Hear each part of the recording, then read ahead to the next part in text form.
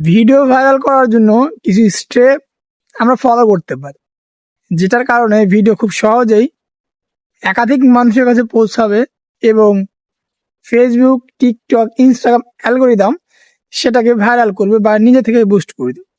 তো দেরি না করে চলুন সেই বিষয়টিকে জেনে নেওয়া যাক। প্রথমত, আপনি যে টপিক নিয়ে কথা বলতে চাচ্ছেন বা যে টপিক নিয়ে আপনি ভিডিওটা বানাতে যাচ্ছেন, সেই টপিকটাকে গভীরভাবে চিন্তা করুন। এই টপিকে 3 সেকেন্ডের একটা হুক রাখুন। হ্যাঁ, এমন কিছু হুক যেমন মানুষটাকে স্ক্রল করে না চলে যায়, সেটা দেখতে বাধ্য হয় যে আপনি কি বলতে চাচ্ছেন বা বোঝাতে চাচ্ছেন, সেই অডিয়েন্স যেন সেটা বুঝতে পারে।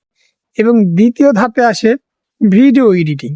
ভিডিও এডিটিং এর সময় খেয়াল রাখতে হবে অহেতুক যেগুলো নয়েজগুলো থাকে বা অহেতুক যে অংশগুলো থাকে বা যেখানে কথা বলার সময় ভুল ত্রুটি হয়েছে সেগুলো মুছে ফেলে যাও।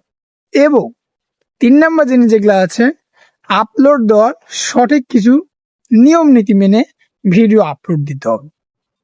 যেমন টাইটেল, ডেসক্রিপশন, থাম্বনেল বা ক্যাপশন, হ্যাশট্যাগ আর থাম্বনেল, এই জিনিসগুলো তো মাথায় রেখে আপনি আপলোড দিতে পারেন নিয়মিত 1 মাস, আমি নিশ্চিতভাবে বলতে পারি ভালো একটা রেজাল্ট পাবে এবং ক্যামেরার সামনে কথা বলার কনফিডেন্সটাও আপনার বেড়ে যাবে যদি আপনি নিয়মিত লেগে থাকুন।